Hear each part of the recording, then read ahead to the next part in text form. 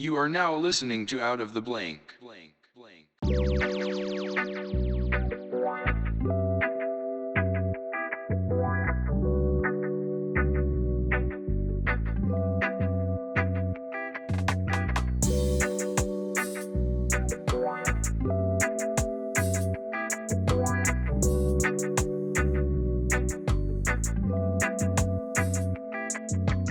Well, welcome to another episode Out of the Blank podcast. I'm here, with David.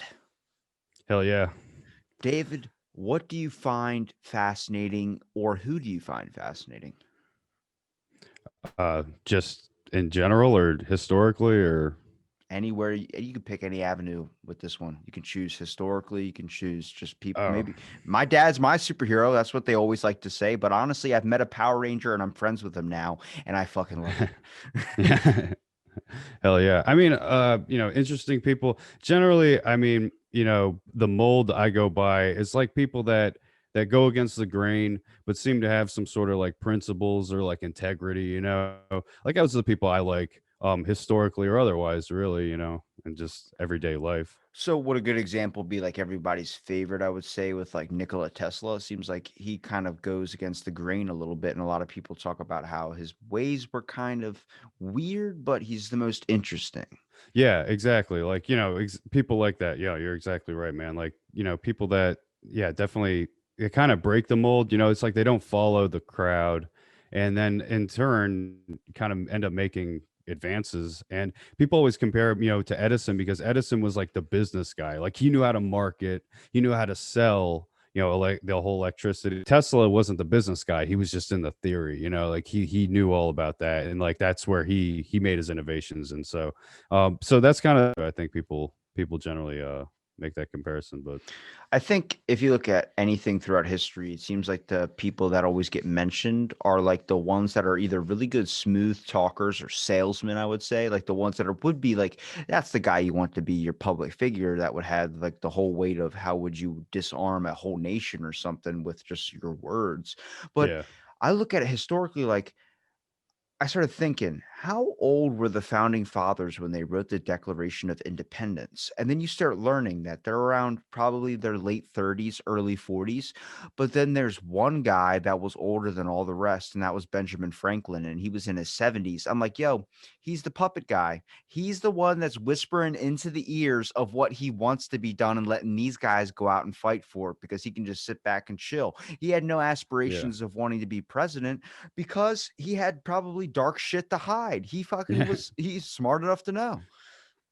And too, like, they always talk about the guy, it's like he was like, smooth talker, had, great with the ladies, always kind of like this legend that kind of you hear about. And I think that's kind of part of it, right? Like, that, kind of they build it up in people's minds, about this guy. And like ultimately, like, yeah, like I think you're right though, like about how he was very influential on those guys and the founding fathers and stuff. Um, It's kind of like when you're reading a book and it gives you like a foreshadow. Like if you're reading the book and they focus on the main character, I like to look at the side characters and be like, that's obviously the one with the way more potential, like the one that could really craft out and become something. yeah. And two, it's like what is always interesting is like, obviously we have the interpretation of history, but there's all sorts of parts of history. Like people think of history as kind of just like it's a pretty consistent story. It's like actually there's lots of parts of it that are in dispute that we don't really know what the motivation was. And there's people that devote entire careers and almost like their entire life to the interpretation of like in a single document, or it's like one thing, one area of history. They're like, no, this guy meant this, and somebody else is like, no, he meant something else, and they argue about it and they try and bring forth their evidence. And but there's no real answer. It's like we just have two competing schools of thought, and that's what I like about it. It's like that's how there's versus like mathematics, right, where it's you have the answer. It's like here's the answer and there's no real dispute about it. I mean, some areas of math kind of get into that, but like, yeah, I like that, how it's not consistent. There's not, and there's in a lot of cases, there's no real clear answer like about people's motivations. So, um, yeah, I mean, with Ben Franklin and stuff. It's like he's certainly an interesting guy, but when it comes to the American Revolution and the ideals and all that stuff, like a lot of those guys did, like you were saying, a lot of them were they're public figures, like they were on the forefront.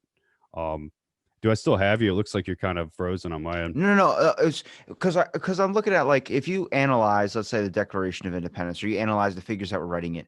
If you look at them, I can feel like George Washington would be the best person to be the leader, because I just feel like he's like a Trump of back then. He's that type of figurehead that's really good in. If you were going to put a camera on him, he would be able to talk you down from something. He would be able to craft out his words easy. But if you put a camera on Ben Franklin and asked him, "Why do you think this? Why do you think this?" He would freeze up and be like, I don't know. I just want to fly my kite in peace in the middle of a thunderstorm." Yeah. No, yeah. And I think you're onto something there because like, yeah, Washington, like, the charisma, like the people, there's something to it. And like, like Napoleon, like if you want to talk about someone really like that I enjoy from history is Napoleon, because like, think about like, this is something like that you don't see very often in history is like rulers that are really loved by the masses, because there's this disconnect and there's a consistent disconnect throughout history between like the elite and like the masses, right? Like the common man and the rich ruler, guy with influence and power versus the guy, simple man, works on a farm, doesn't really have a lot. It's like this dynamic throughout history between these two. And when you have some of these guys like Napoleon, he was a ruler and he like bridges this gap. It's like people love the guy. People don't really love rulers oftentimes. It's like rulers are generally oppressive, usually doing their own thing, being pretty harmful to the populace in their own ways. But there's certain guys, that just emerge that, yeah, people love. And like, that's the one thing about Napoleon. It's like, you can't buy that. You can't buy that support. No amount of money in the world is going to buy you that love from the people. It's incredible. Well, even though he was loved back then, everyone, like, you're kind of taught in school that he was like this terrible person a little bit. Like, he's short, he's kind of like bossy, seems like he's really abrupt, but he's none of those things. And if you really analyze, like, through history, would you, like, if I'm asking you, would you rather be famous back then and loved by everyone, but then told by future generations that you were the complete opposite, that you were actually hated and you were a tyrant? Or would you rather be nothing and then the history books written something good about you, where future generations read it and think you're a god back then, when really everyone's like, Socrates, who? Who the fuck are you talking about? You know what I mean? Yeah. Yeah. Yeah, and like like you have the instances like that where it's like like Achilles, right? Like from like Greek myth and stuff. Like he, warrior, really well known, and part of that is like yeah, and like if like the movie Troy, they talk about like his character, he wants to be remembered throughout history. Like that's his whole thing. He wants to be remembered and that's why he goes into battle. That's why he's like this prolific warrior, right? And so yeah, like and there's that element of like history is written by the winner, and like even though like there's all the propaganda about Napoleon, and I think you look at like you want to look at the actions. Like this is a really important history is like actions versus words. It's like actions speak louder than words. That kind of like cliche saying, but it like actually applies when you look reading history, because it's like people say all sorts of stuff in their writings and in their diaries, and people have all sorts of musings. But like what they actually did in judging that versus like what they say, I think is the more important thing. So it's like you look at what Napoleon did. It's like, yeah, Napoleon was actually in terms of taking land and invading other countries. But honestly, it's like the people they were being pretty aggressive towards him as well. It's like it was kind of like with Napoleon, it was like he was at war with like the elite in Europe almost, even though he was, going using his army,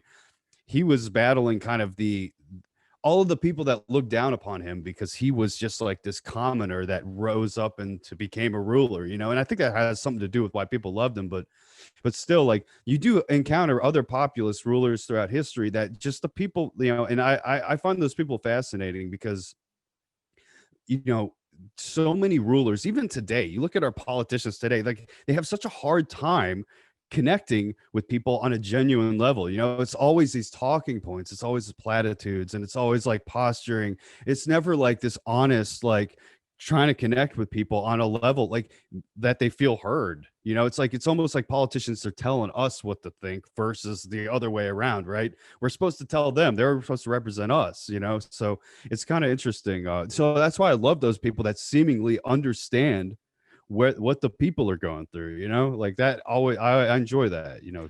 That's the most fascinating thing about this era that I think we're living in, is the fact that now everything is recorded and you're not just having one person record details for you anymore. You're not having one person, a historian or something, that's logging everything and then you're getting that interpretation. You're getting a million fucking people you don't know from Twitter that are analyzing everything that you're doing. So in the future, there's going to be multiple accounts of like, well, most majority says he was a nice guy, but there are a bunch of people out there that had terrible interactions with him. And I Yeah. never understood that, and I always use this example now, is Prince. Everyone, the way they talked about Prince was like this whole entire thing of like, he was the best musician, he was a loved person, he was an amazing artist, he was a god amongst men. And then I heard a account of a band that had opened for him and said that he was a complete asshole, trashed their instruments, and was just completely just like the worst person possible. But they didn't say anything uh, because it was Prince. And I'm like, yeah. okay, so he's human. So back then, a lot of those people, maybe Abraham Lincoln was an asshole. You don't know, because there Yeah. wasn't many accounts. And the people that did account for it might have had a personal interest in the guy and didn't want to write anything bad about them. So then we have this glorified look. And I think the important of highlighting that is, when you understand that, you don't relate yourself to figures like that back in the day, because then you understand that you are a person and you have slip ups, and then you don't have this unmountable pressure on your head to become something that it possibly isn't true. Yeah. Yeah. And like, you know, I think there's, you know, there there's always going to be those people that, like, this is one thing really common right now. It's like people trying to like propagandize history. Like every, like people love to do this now, and like they have, and don't get me wrong, like I have my, like I do it, then we do it on the podcast, like we joke around, like a lot of times we you know, we come up with like you know, just like, you know, like little like in jokes and stuff, but like because like we love, like there's certain people like Napoleon and stuff that like I do have an affinity for. However, I don't, you know, I don't build them up in my, like people are human, you know, and like you definitely, when reading history in any serious kind of way, anytime somebody builds somebody up to be like, oh, like, you know, they're larger than life and all this stuff, it's like, you know, you got to recognize, yeah, there's some legend there. It's kind of, he's got to have some, you know, you got to get people's attention, right? You know, you got to embellish Yeah. it a little bit. I think that's part of it. History is so important, and so many people don't engage with it because they think it's boring, and it's like, it's really not. Like people are fucking getting killed and raped, and people are just, lives are getting destroyed all over history. It's like, it's really entertaining if you you know, like that stuff. And like people are all into true crime now and like all that morbid shit, and I'm just like, come on, like let's do that with history. You know, there's tons of stuff, like if you really are interested in that kind of shit, like there's plenty of that throughout history. And yeah, any like ranting right now, but I mean it's important, I think, you know, because so many people are like, why is this way? And it's just like, bro, crack a fucking book. It's like, you'll find Yeah. out. I'm not a fan. Like, so a comedian once said this, which is like, if you had to make a joke funnier by lying, and the lie that you had to say was, instead of your dad, you know, if you would lie and say that his arm would be longer than it actually is, like his right arm's longer than his left, would you add that detail just to make the joke funnier because it would work better? Would you do that detail? Like yeah, I mean honestly, like if you're telling jokes, like comedians, like half the shit they say is like fucking made up, so it's like, That's what I'm saying, is if you glorify the story and make it more than it is, the hard part is when you find out that George Washington's teeth aren't made of fucking wood, they're made of slave teeth. And then that's when your mind's like, that's a big detail yeah. you just blemished. Yeah. I'm like, holy shit. Like, if you start looking back throughout history, it makes me wonder about a bunch of stuff that's being told to us. Like, okay, if that's told to us this way, I get it. It makes it look better on paper, and it makes it look more like a hero rather than a fucking animal. And I understand the time period too. But you got to be honest about that kind of stuff too, because then people feel like they've lived a lie. It's like telling somebody at the age of 50 Santa Claus isn't real, and they're like, "What do you mean Santa Claus isn't real?" It's like, yeah, it's not like that. It's a bit of a fairy tale. Yeah.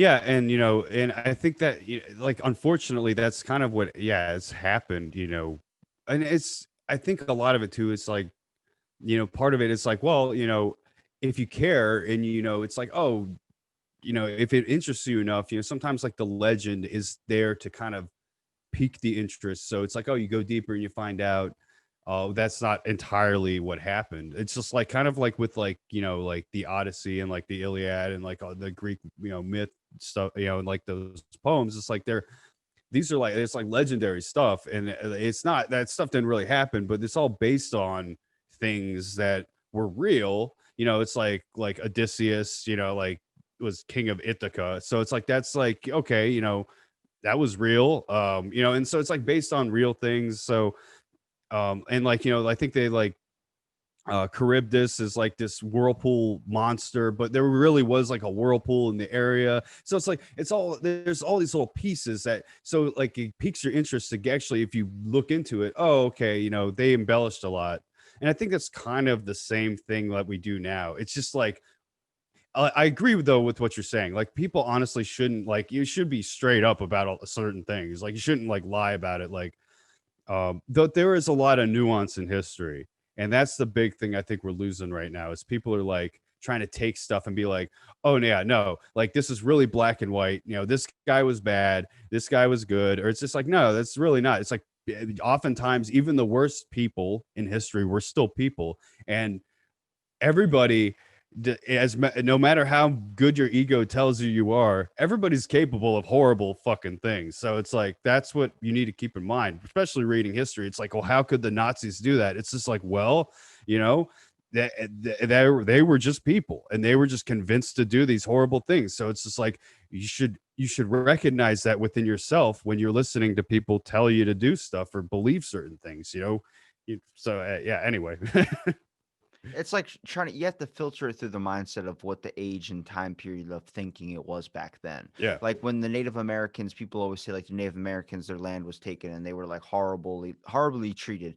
I was like, yeah, but they also ate each other. Like that was a big thing you got to keep in the mindset. And that's not discriminating that, but like there's no side that is really right and wrong in this whole thing. And I think that's just because throughout this world, we're all really trying to figure out what the hell is going on. And our morals become this whole entire thing. I mean, not even that long ago, we were being lied to by the sugar industry saying that fat was bad. And if you ate fat, you were going to be fat. And then they realized, wait, oh, it's not fat. It's the sugar industry lying to you and turning you into this whole thing. The sugar industry lying, nobody even thought about that. So, how many times throughout history has something been morphed and then you find out 10 years later that's not actually the truth of it. It was all about like it's the craziest thing with manipulating media. When multiple sources like of news, for instance, or anything that's giant influence, such as anything you do, Fox, CNN, anything, if they're all owned by one person, you could just control influence. You could just say, hey, guess what? Farts can kill you. And then everybody's afraid of farting. It's this whole giant shift of like what through history was maybe twisted or turned a certain way, and then you end up finding out later it's not true. Would it be better just to be honest about it? Well, and like that's usually like, and this still goes like you're talking about, still goes on today. I mean, it's just like people with their own, interests, right? Their agendas and everything. Like, anything that puts that in jeopardy, they're going to do what they got to do to, posture and make or basically win. Ultimately. So it's like you look at rulers throughout history. It's like that's why it's like history is written by the winner is generally how it goes because the sometimes though like we covered in some episodes the winner can't write so the history is written by the loser, so it's like and so they are not oftentimes portrayed in a good light. It depends on who's writing it, and that good historian takes that into account. Like I don't I haven't I took an undergrad in history, but like I'm not like would never claim to be like a historian or anything like that, but at least in the undergrad you're taught it's all about interpretation. It's all about who's telling you the story. And so with history, you got the primary sources and your secondary sources. Your primary sources is literally whatever somebody back in the day wrote down. So it's like somebody's diary, their journal, a document that was written, like the Declaration of Independence is a primary source document. And then secondary source is somebody writing about that primary source. So it's like you have tons of, primary sources, but think of all the primary sources that have been lost, that have been burned, that have been, there's so much that's gone and that we don't know. And a lot of our interpretations, it oftentimes are based on, and we do our best to try and interpret that, be like, okay, this person definitely was making this other guy look bad. We try our best, but at the same time, though, is we don't always catch that. There's probably situations where, yeah, like people are remembered for things they probably didn't do just because the winner said they did it, and might be some evidence to suggest that perhaps they had, but we don't always know. It's like we can only go by what the evidence says, and I think morphing somebody's perception is like it's easier to do that. Let's say, like, I think the issue becomes when you try and morph the perception of, let's say, the government, for instance. Everyone, when you were a little kid, you thought the government was this stand all be all thing that's going to protect you. It was like a blanket that tucks you in at night. All right. It's this fucking cozy little snuggie that I could still move my arms. I still have this. But then you later find out, oh my God, they make a lot of fucking mistakes. Like, did you know about this government project? Did you know they used to drug people? Did you know? And so you start finding all this stuff. And it's like, be, when it's easier if someone came out and told you straight up that Socrates liked to be gagged and he liked to be hit with a spoon. That would make you fucking like, he's a person. I get that. But then when you put it as an entity, such as like the government, and you say a mistake like that, it's seen as like, oh my God, then we can't ever trust them. So it's like when you build up a perception of this say all be all, that is the law type thing, it really freaks people out when they find out, oh my God, you guys are really fucking horrible. And it's like, they're not that bad, but they're doing what people would do. And you have to understand they're people. They're not this yeah. overall crusader with different personalities, like another alien species or something. They're just people running it. And this is how they get information. And a lot of it, I think the blowback comes when they keep it hidden from you. And that's why hidden history right now is so fucking popular, because people want to know that secrets. I'm like, it looks better on a person to have those secrets. That might be an intelligent person, because then you look at that like, oh my God, they're not that different from me. But when you put it into a giant thing or a giant corporation or a giant government system and they have those flaws, you're like, fuck, we're in bad shape. Yeah. Oh, yeah. And like, well, at the same time, there are people out there that think there are lizard overlords. So, Wait, there's not lizard overlords? Yeah, right. Like that's what the government, obviously like imperfect because it's people, like you said. I mean, people are imperfect, and it's like, yeah, like people kind of expect. This is what was terrifying about all of it. Is like there's people out there that honestly believe it's like, oh yeah, good job with like X, Y, or Z. It's like, look at the track record. It's like, when have they ever done a good job with anything? It's always like the fucking worst possible like result you could imagine. And it's like, not that the private sector is usually any better, but it's like, at least in the private sector, there's competition. They're competing for customers. With the government, it's just like, if there's no competition, there's no reason to care about the result. It's just that's why the results are the way they are. And like you look at the whole thing too, it's just like if history shows us anything, it is evidence to not trust governments. Like that's the whole story, really. It's like if you read history and then are unquestioning of authority, then like I don't know what to tell you. Like you didn't read it right, because like authority is consistently doing horrible things. And the whole point, I think, of history, or at least relearning history, is to understand that we need to question them. Then there's times to question them, and the right kind of questions, because it's not like you don't just want to needlessly, hammer people with, for no reason. But like when, for instance, the CIA track record, it's like you look at like, all right, they were doing all this shit in South America and end up inadvertently causing basically, the crack epidemic to explode by like importing all this cocaine into the United States. Oops. And then all of a sudden, you have the crack epidemics and like all of the, drugs in the inner cities. And the government's like, well, what do we do about it? So they do kind of, well, the war on drugs kind of had already been going on there but that's where that kind of ramps up big time, is the war on drugs. And like, you look how that turns out, like that didn't win that clearly, because drugs won that war.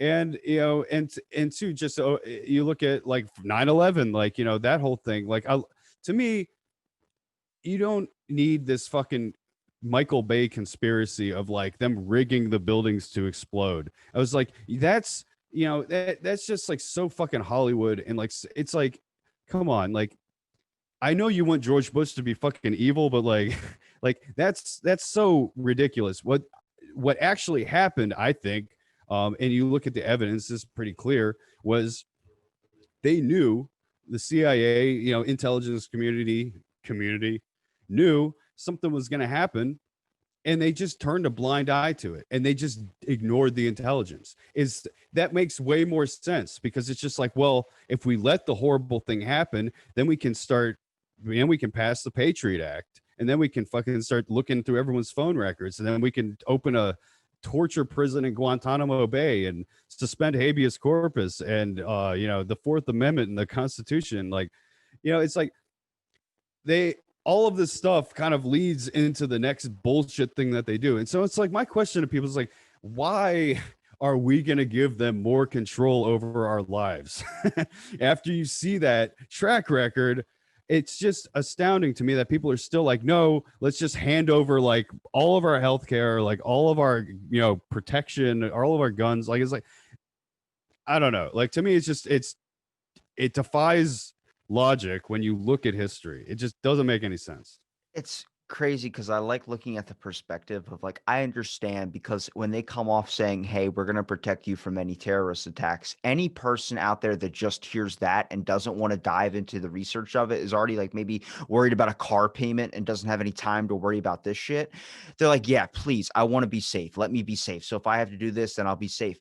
But then it's the people that have looked into the shit, know that the government has done some shady shit, and then be like, hold on a minute, this is deeper. This has hidden things behind it. This is like a shadow society. And then Yeah, deeper implications. Yeah. and that's when the crazy stuff happens. Like, for instance, Alex Jones. I don't want to quote the man, but the fact of when he talked about on the nearest Joe Rogan or newest Joe Rogan, which was like how climate change, it's not as bad as they say. It gets blown out by media a lot of like, oh, there's gonna be hurricanes every Yeah. single day and stuff.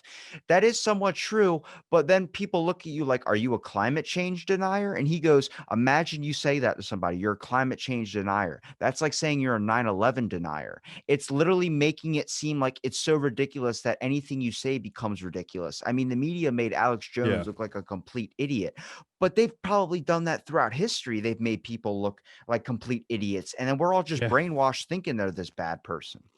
Alex Jones doesn't do himself any favors. Like it's one of those things, kind of like similar to Trump. It's just like, and don't get me wrong, like I don't really like to take sides on a lot of that stuff, because it's just like Alex Jones, I will freely admit, is right about stuff. Like, he's not, and like the idea that he's always wrong, or like that he's just like this lunatic, is like, it's not entirely accurate. Alex Jones, for years, he had, despite all of what everyone says about him, he is a far more interesting guy than any and most of the people you see on TV. So it's like, even if the things he's saying is wrong and batshit crazy, it's like, it's interesting to hear the that perspective, because it's like, it's not what you're hearing every day.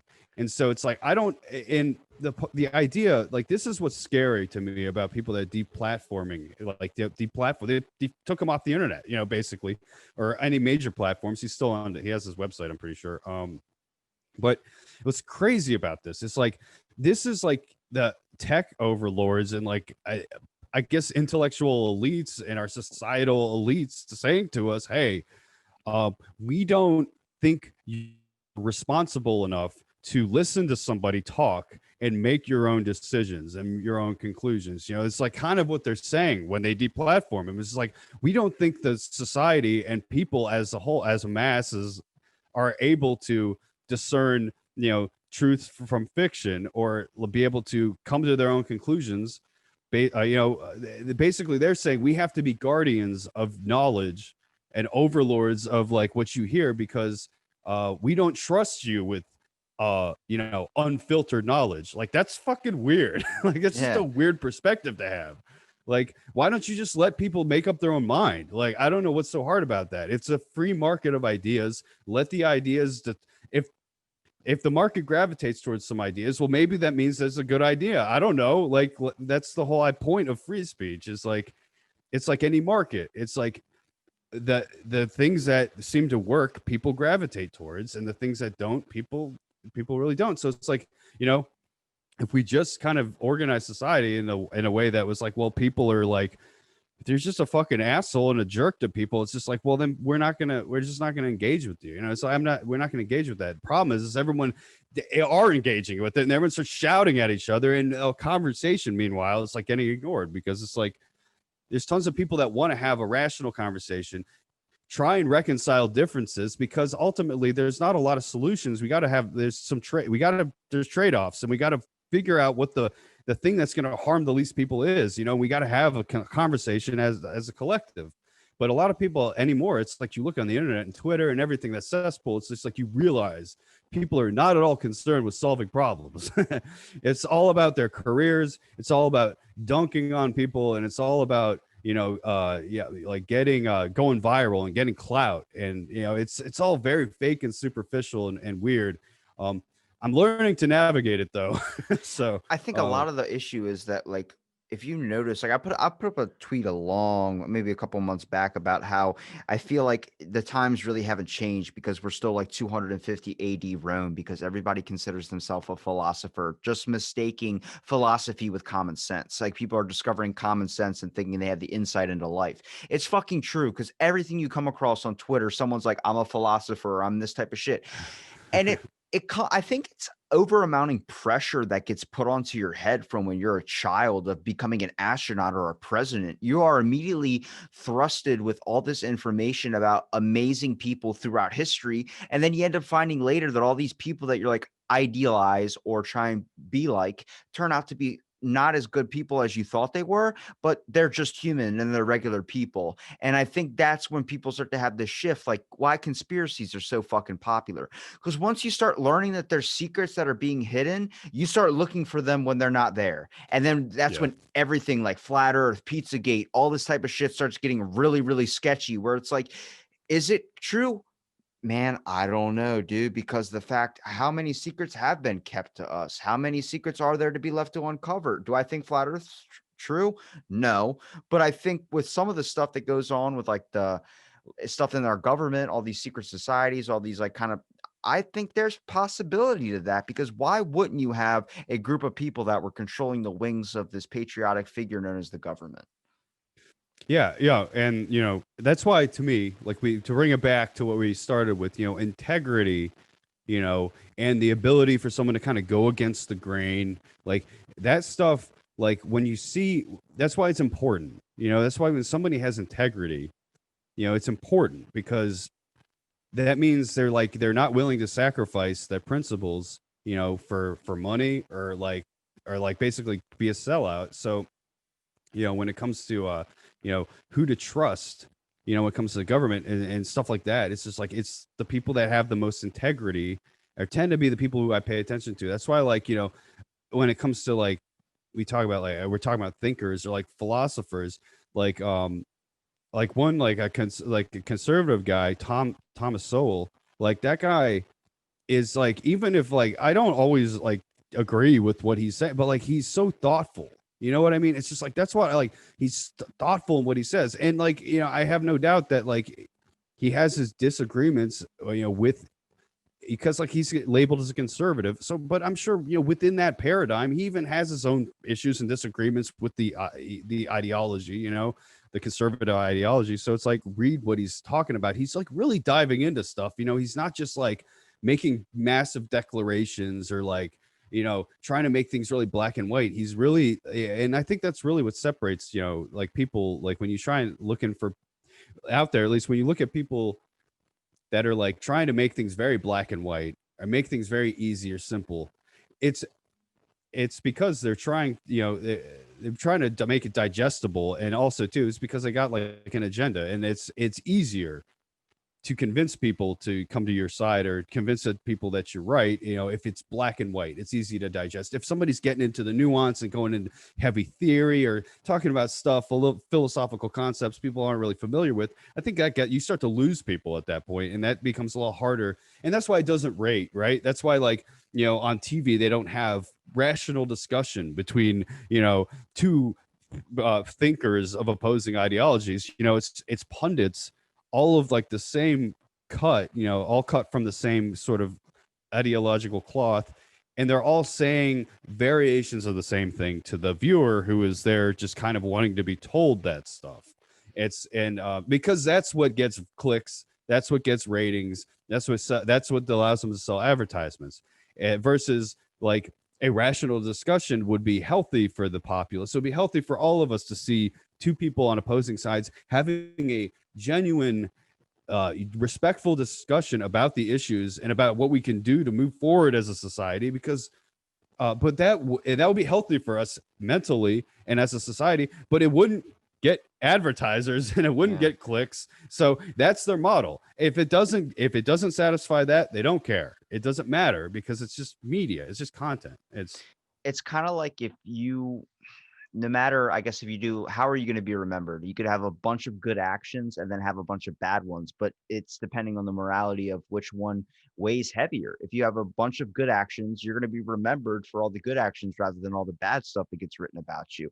But then we should just do this. Maybe it should be more like a game show where it's like two truths and a lie. Like, you get to learn about George Washington, but it's like two truths and a lie. Here's the stuff we want you to know, but then here's the other part that tails into it. It's like having baggage.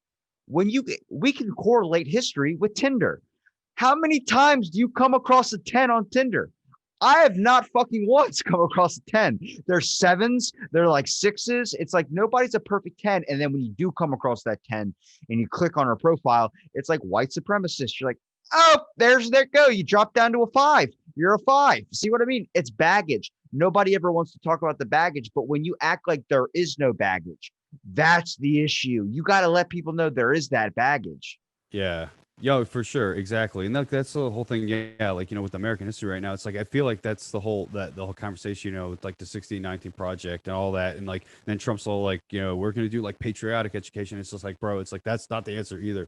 It's just like both of y'all are wrong, because it's just like, it's fine the way it is. It's just like, because like we do already, like with, at least where I went to school, like you read online, all sorts of people, you have, throughout the United States, we have 50 different states, 50 different state education departments that all do things different ways. You have the Department of Education at the federal level, but at the same time, though, it's like states are delegated these responsibilities. And so everyone's experience isn't going to be the same everywhere with their education. But what I learned, I learned about, the Trail of Tears, I learned about the atrocities, that have been committed throughout American history.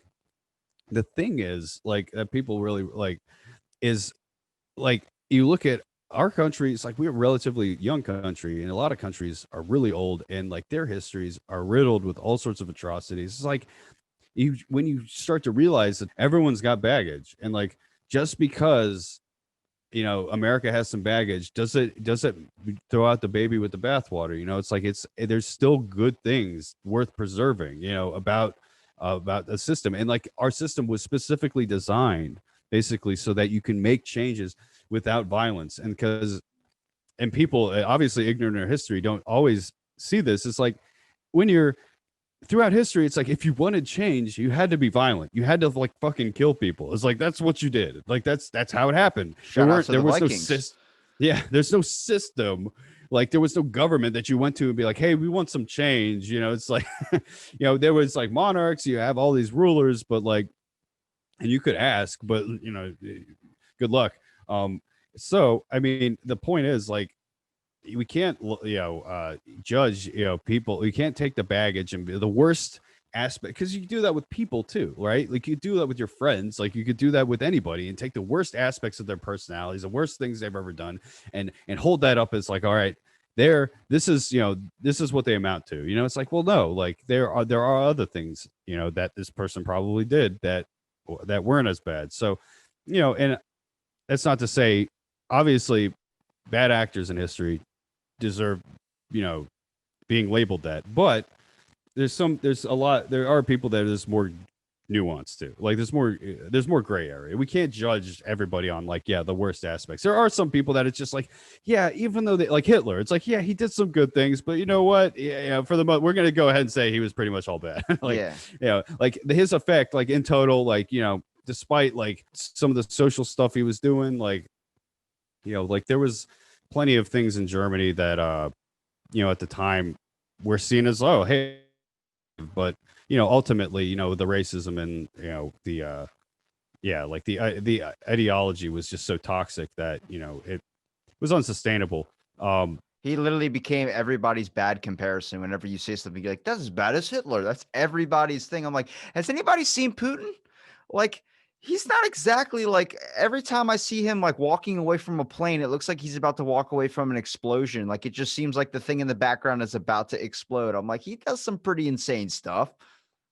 Yeah, I mean, I think Hitler, the reason, obviously Hitler, this genocide, obviously, like, that was pretty big thing, like, in terms of him. Yeah, it's just such a modern thing because, like, there's obviously genocides that have happened, but like, throughout history, but it's such a modern example, like, and luckily, like, at least in the Western world, like, nothing like that has really happened since.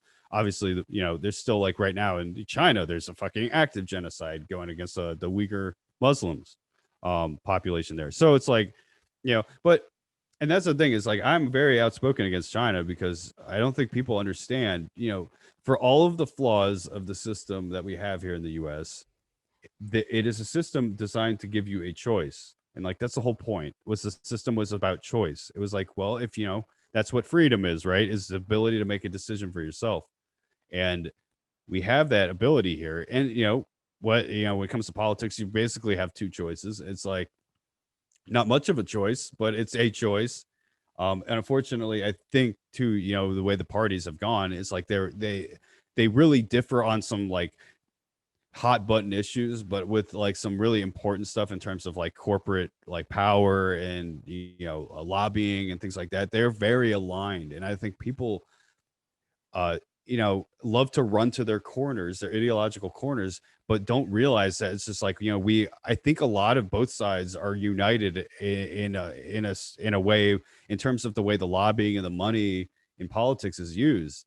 And I don't think a lot of people realize that united, like there, it really is this whole situation of a house divided. It's like we are united in ways that we don't realize. And I think there's going to be, and it's unfortunately someone's going to come along, and this is what Hitler did. this is what's scary about it. I think our system could withstand someone like that, but what Hitler did was, the Nazis were, the National Socialist German Workers' Party. So like National Socialists, what they did at the time in Germany in the Weimar Republic, you had the socialist parties and the nationalist parties and variations of those to varying extremes. What the Nazis did is they came right in the middle of all of them and said, hey, we're nationalists and we're socialists. And this is what people is to this day argue about. It's so funny to see the arguments because it's like they were both. Like people are like, no, they were nationalists. They were fascists. It's like that's right wing, and it's just like, no, they were socialists. They were extreme socialists. That's left wing. And it's like this argument of like who owns the Nazis. It's just like, unfortunately, we all do, and that's the point. It's like they said what they needed to say to get into power. They said, hey, we're nationalists. And we're strong in German nationalism, but we also believe in the ideals of socialism and giving the worker rights and and so they pandered to basically both sides just for power. And once they got into power, just did what they wanted to do, because once you have power and there's no other options, it doesn't matter anymore. It's just you have power. Anything with our political system or anything with any government system anywhere, I look at it like it's a giant fucking acting thing. Like we're living in a movie. Yeah, Like yeah, I know that sounds ridiculous, but like the clearest evidence I can point to of really, really bad acting is what happened in Korea. When you literally saw people that were going to be killed if they weren't crying over Kim Jong il's death. Like yeah. that was there is that same form in every other single country, but they do it a shit ton better, and that information doesn't come out. But that was the clearest evident one that there was something like that happening. And then there's like a guy wrote a book about Adolf Hitler and was talking about how the government was actually drugging Adolf Hitler, and they actually found just little bits of cocaine in his system. So he was actually high on cocaine when he was doing his speeches and Oh acting yeah, all yeah. abrasive and stuff. It was like people are like, "Are you rationalizing Hitler? Or are you rationalizing?" Once you start doing that, you've already picked the side of like, no, if that's been deemed as bad, I can never look into that, so I can never fight that side. And it's like, then we're never going to get the fucking truth. If nobody's ever going to dig and try and find it, if you're so, that's why I hate ideology so much, whether it's Yeah. religion, whether it's this, I get it if it works for you. But if you don't have an open mind onto anything and you don't try and find the evidence for yourself and you just run with one bit and don't let any other opinions in, you're fucking secluding yourself from so much in the world. There's so much about history I want to fucking know. I wish I could go back in time to when Jesus was alive. When said he walked on water. Were you standing in really shallow water? I want to fucking know these things. You hear way too much stuff when it comes to the fact of somebody refuting something by saying, oh, maybe it was because they were taking mushrooms back then and everything seemed magical. That's why Moses parted the seas. I just want to know the truth to it. I just want to know, was that a possible thing, or was it made up like a little bit of a story or a fantasy? Because like if you read anything from like religious texts, they're so weird tales, but we stick to them because it has the idea of religion behind it. Where I'm like, that's my problem with an ideology. Is like, it's like saying, why was the Big Bang created? We don't know. But then people are like, well, God said, there you go, and that's how it was. I'm like, that's not an answer I want, though. I want the answer where it's going to actually tell me something rather than leave me in the dark. Yeah. Yeah, like oftentimes, like you hear, like when you anytime like you ask a question about like religion or something, you're like, well, how did God do it? And people are like, well, you just kind of got to have faith that God understands. Like, and it's just like, well, yeah, it's not really a satisfying answer, right? Like for your curiosity, why? But I think something in that, like, yeah, I mean, ideology, hard ideology, like just hardline people, just it's so hard to have a discussion with them because like you said, the people are closed-minded. Like it's not really a discussion, like it's just them you with their ideological stance, and anything that's contradicts that they feel is almost like a personal slight against them. Yeah, I feel like some people react. that's the craziest thing is it's not an attack on them. It's just I want to know a question. I want to know why you think that way. But when they're so resistant to change, they consider that an attack. And it's like I heard the best thing be explained to me, which was the Wright brothers. They weren't the best at flight, but they were the ones that did help discover it. And I was like, that is such a good point because I watched like, I mean, a full on 30-minute like clip of nothing but these old school test flight videos of people trying helicopters where literally the wings would flap like a bird and the thing caved in on itself. Just constantly us trying to strive for something, explosions happening, all these things happening. That stuff really doesn't get shown. It's always like, here's the end of the result. I'm like, let me see Yeah. all that build up to it. So when I go outside and I slip on like ice or something, I don't feel like a complete dumbass. Like the whole idea, like failure is part of the process. Like anytime somebody succeeds at something, it's just Oh like my they've God. failed a million times, basically to get to that point. Like it's never like really rare does somebody just like hit it out of the park first try. Like pretty rare.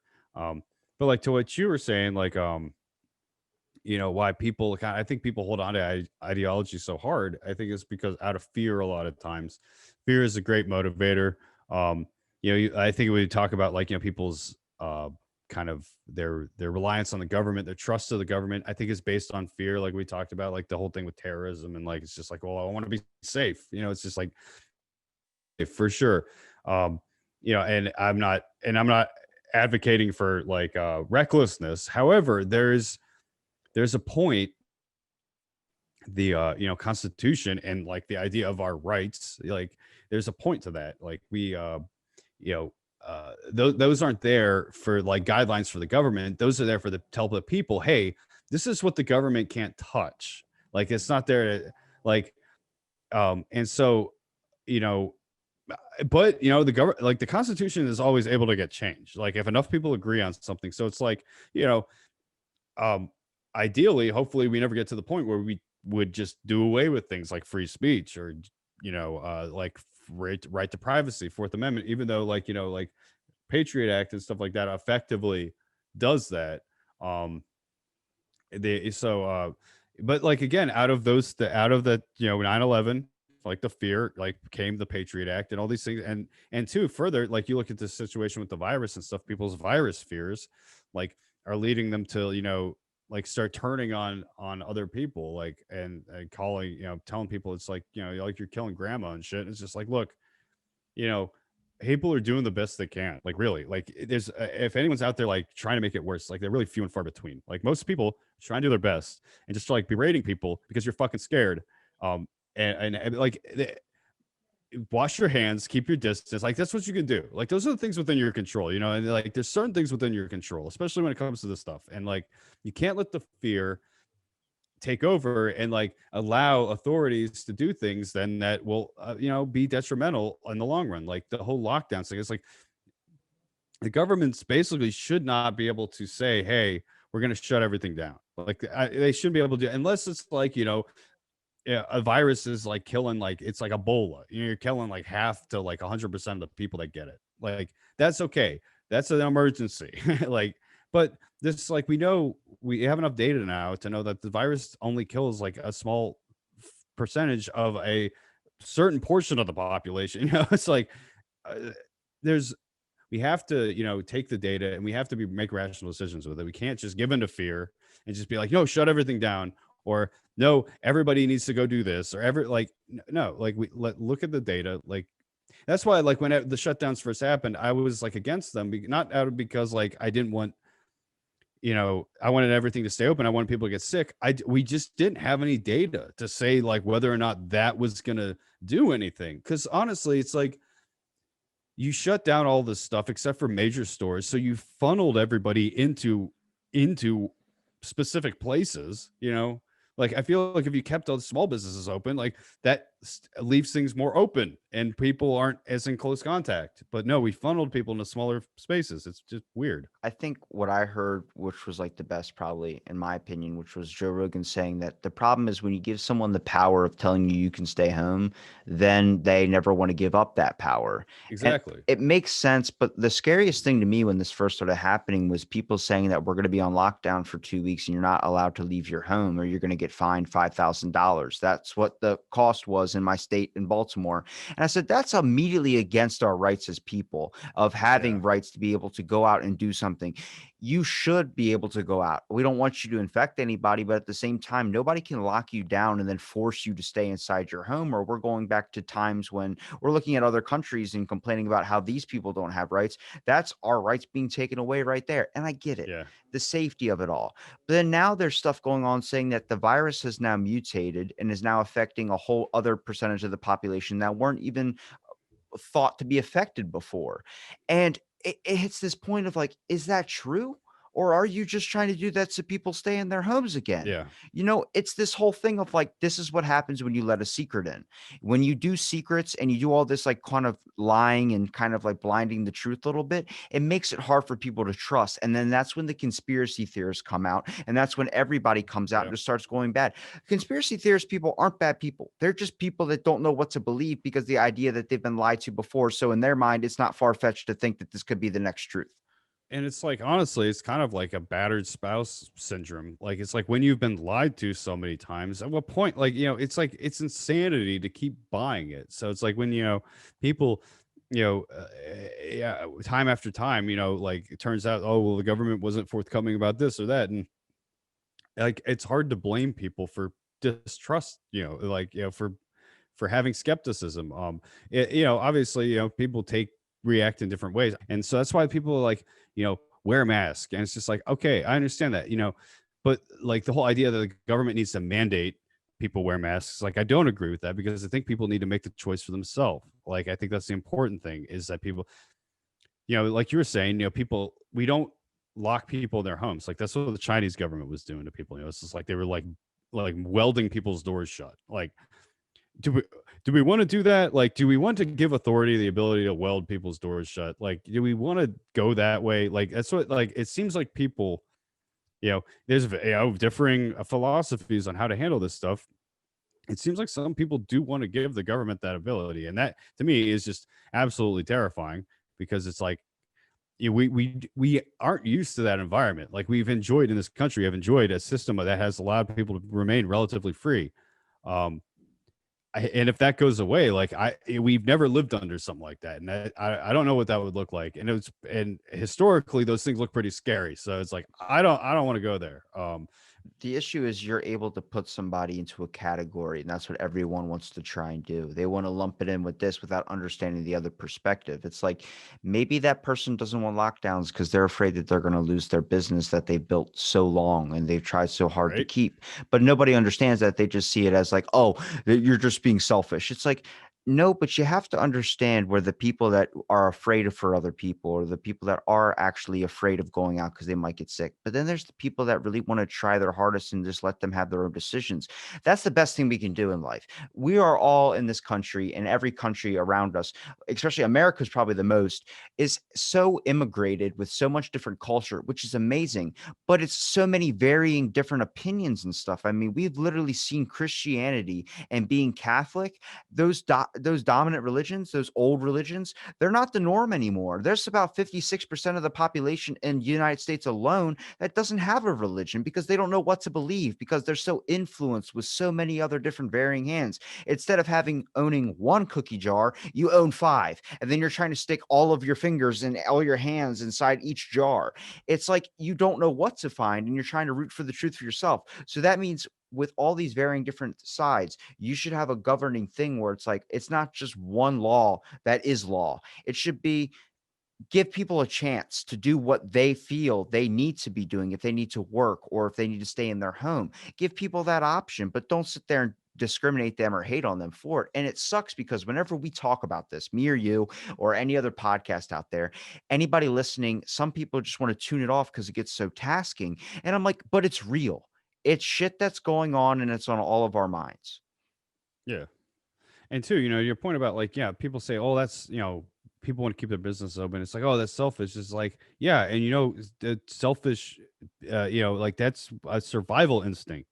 Like, that's why humans have survived throughout the centuries, was because we were selfish, and the people wanted to live and, make it, and that's part of the instinct. And so it's like, yeah, people have built these, businesses and their livelihoods. It's like they don't want to see that destroyed. Like, and part of me, it's like, that's not, yeah, I don't even think that's selfish. I think that's self-preservation. It's just like, and so, yeah, like, um, and like what you're saying though, it's like, we do need to be talking about this stuff though. And I think part of the disconnect is the difference. It's like that whole, and I think this is really leads to a lot. You look at politics, and a lot of our differences comes down to this fucking disconnect. And it's like, it's so dumb, because all of this stuff, it's like, we know this stuff already. It's been, like the city mouse and the country mouse, story. It's like, we already have it kind of, laid out there is the differences. And it's kind of what it is. Like, out in the country, out in rural places, like, you're pretty spread out,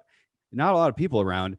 What's like to worry about this virus? Like, it's like, I see maybe one or two people, a week. It's like, if you're really rural, or if you're rural, but still kind of see people. It's like, you don't see a lot of people, though, is the point. And everyone's relatively spread out.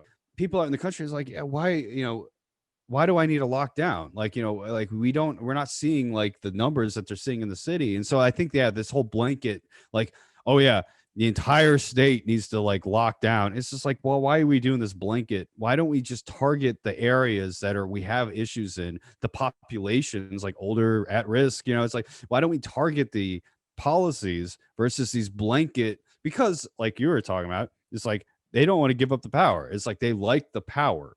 And that's why, we, again, like, if we had better media and, better, reporters and stuff to kind of hold authorities accountable, these governors and stuff, they would be asking them these questions, like, why don't we have targeted policy versus this blanket policy that seems to be hurting a lot of businesses?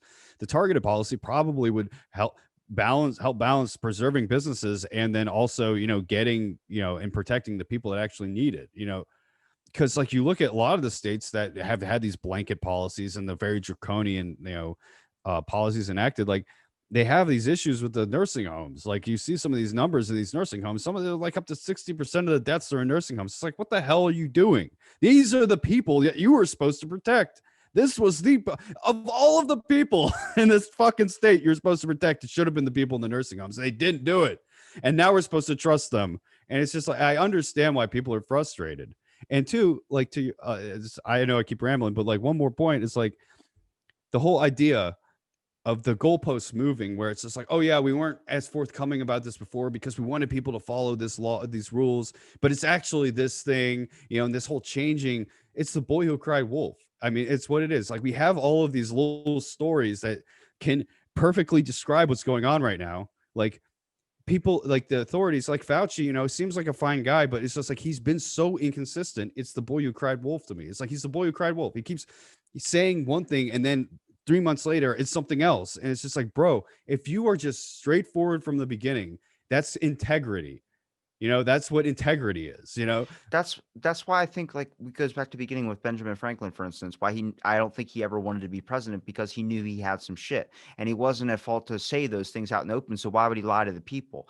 The issue is when you say like it's a source of information, it's a fountain of information, and knowledge is power. Then when people go to find that information, you have to expect that there's going to be some. Yeah, but then there's this side effect. If you drink from that fountain of information, you're going to have this, but nobody's expecting that. And then when they do get there, it's gatekeeped. That means Yeah. you only get a little bit of it. I'm going to choose how much you get to have.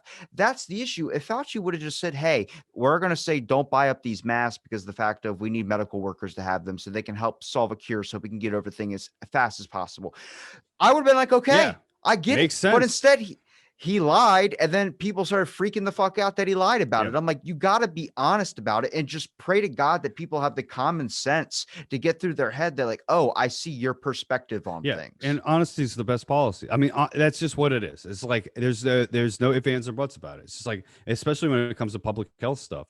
If you're fucking cagey about the information, and it's just like it just like, again, like it just does not help. Does not help the public confidence in like in what we're saying. And so it's like people will be more willing things, I feel like, if there's more honesty here. But when it's all this like, oh, we're like lying so like people won't do certain things, and it's just like, it's an excuse. Like it's just like, you lied and you're making excuses now.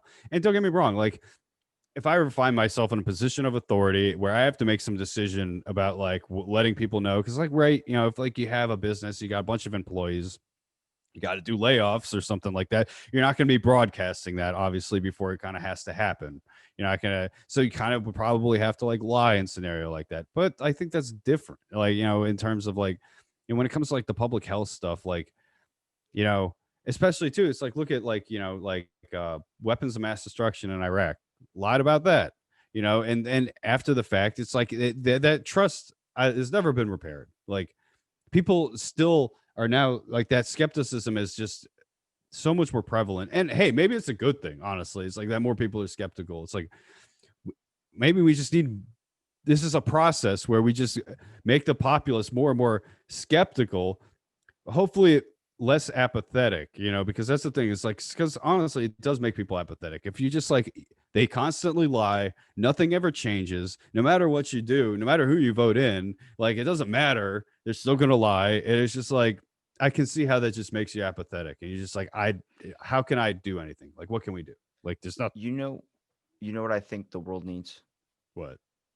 More people that love history and true crime podcasts, because I think that lets you know the insight that, oh my God, wait a minute, they're people. There is that weird side to them. There is that kind of like that mind. I think that's why CSI is so popular. You get to see the whole thing unravel of how that person got there.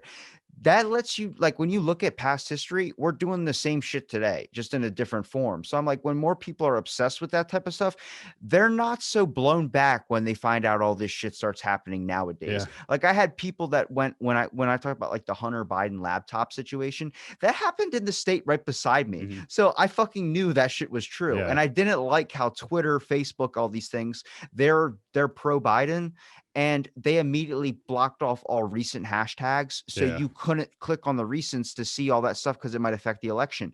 I didn't like that because I knew in my head if that would have been against Trump, they would have easily let that out there. Yeah. That's gatekeeping. You're not playing. I understand it's privately owned, but when you're playing sides in something as powerful as social media, you're already doing the world a disservice by not letting that information out there for people to make the decision themselves, and you're affecting influence. So if you look at all past history events, government doing shady ass projects, it's not so far off when you find out shit's happening today. It's really not. And Yeah.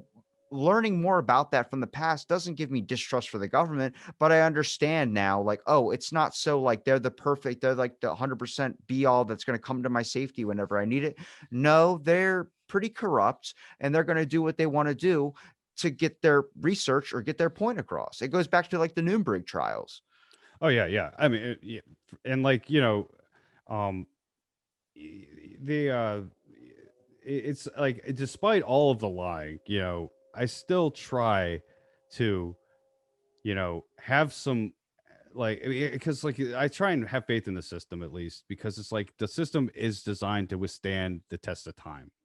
You know, the they set it up in such a way that, like I was saying earlier, like if I ever like someone, which may be coming at some point soon, because like again, like there's a lot of things, there's a lot of issues with like Washington itself that I think unite a lot of people that are outside the system, and so like you might have someone coming in here that's going to be uniting basically like right and left factions. um and I don't think people are going to like, especially people in Washington, are really going to like that, because it's like, and they've done it to themselves is the whole thing. It's just like they've let it happen because they've been dishonest. So um hopefully if somebody does emerge though that is kind of is in a way kind of, I don't want to say like a dictator, but like kind of going around, around the system, it's like, well, hopefully, the mechanisms will be in place to preserve it, because, like any system, like it can be corrupted, and it has been in a lot of ways, but I'm hoping that, something can get corrected here. It might just be too far gone at this point though, like there needs to be some sort of realignment though, I think.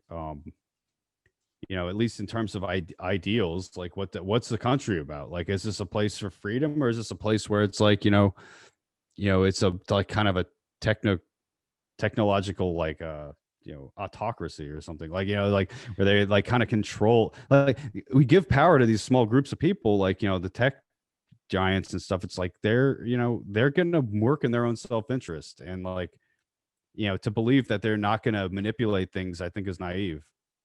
You should never be punished for asking questions. Oh yeah, yeah, exactly. Exactly the point. And even if it's Alex Jones, like asking those questions, you shouldn't be punished for it. And that's why I think the platforming him was like, that's the first step down a path that's just like, it's doesn't lead anywhere good.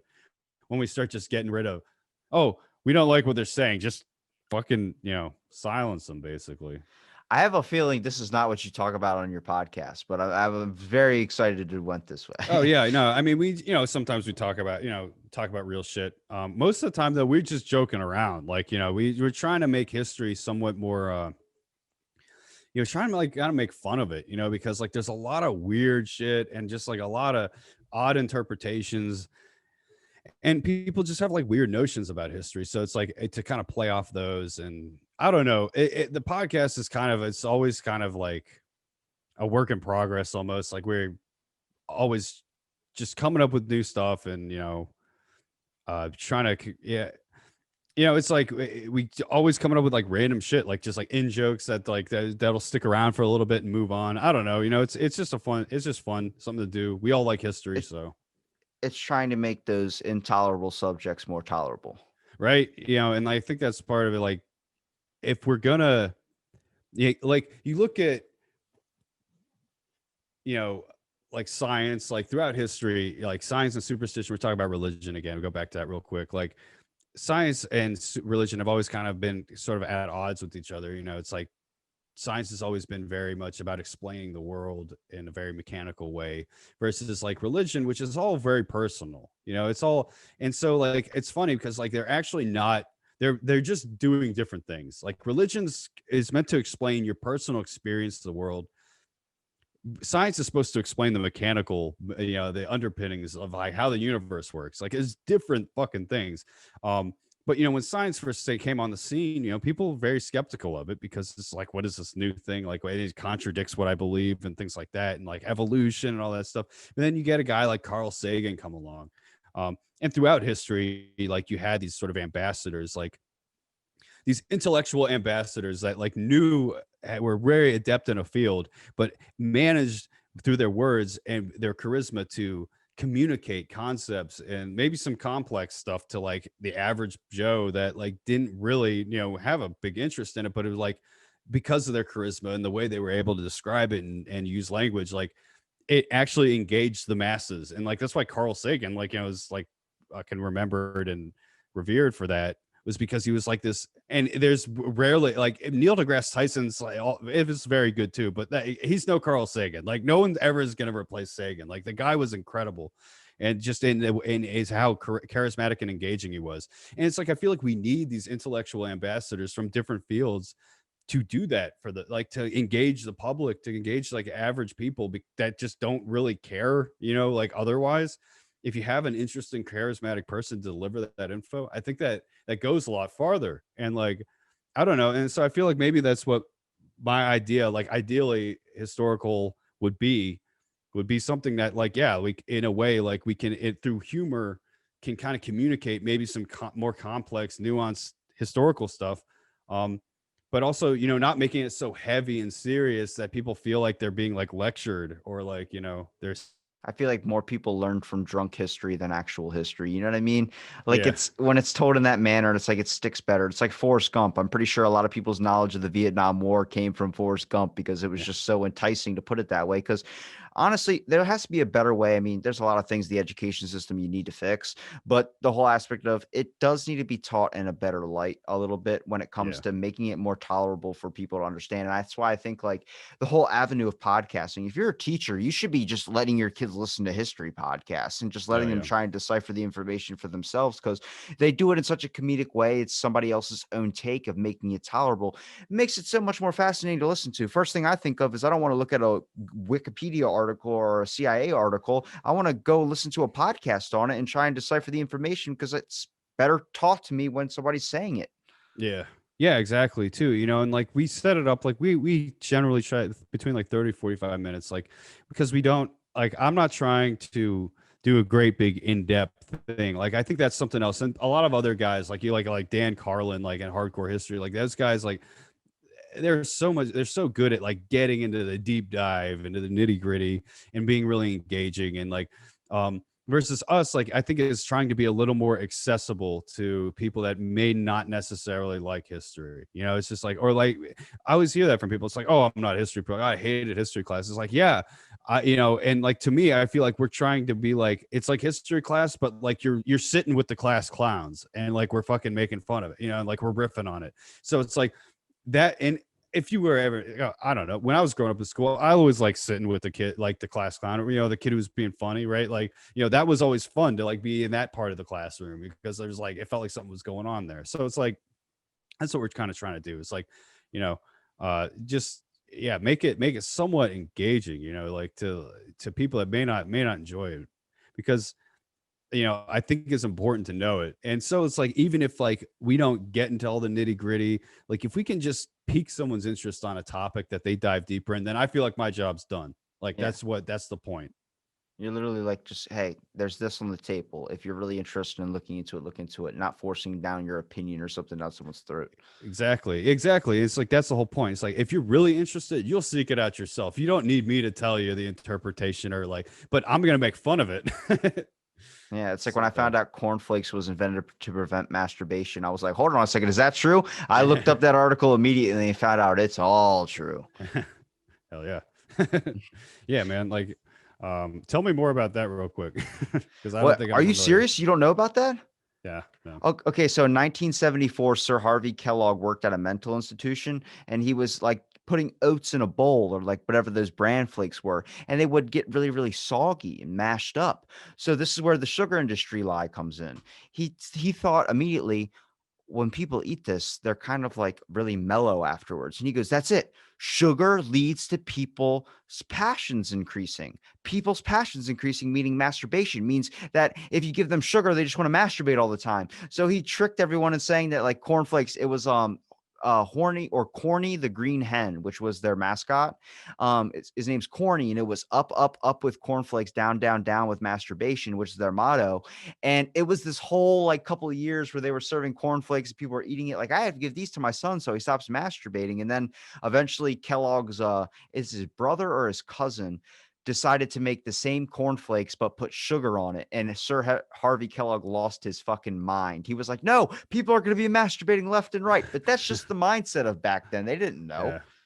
Yeah, yeah, exactly. And it's funny, yeah, too. Like, we look back on, but like that's the thing. It's just like there's tons of stuff that we probably do today that's like commonplace that we're like totally accepted, that people in the future are gonna look back and be like, what the hell? What were they thinking?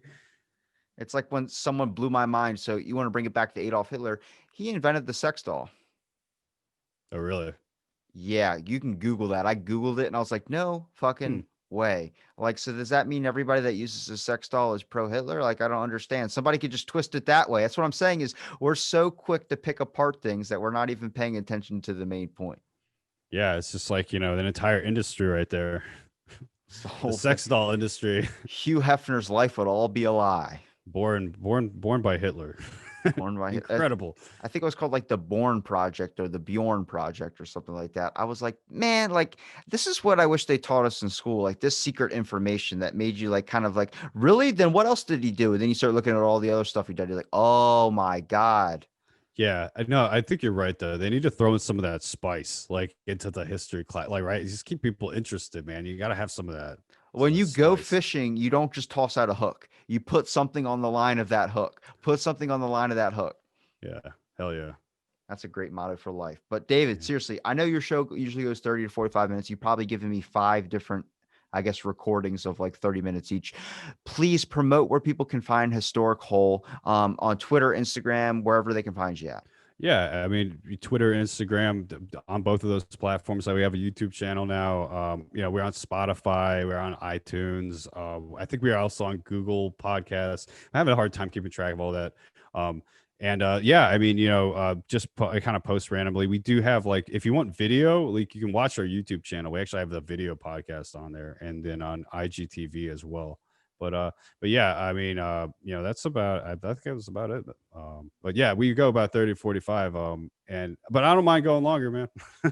It's about throwing history in the hole. That was a cheap reference and I had to take the shot. Yeah. Hell yeah.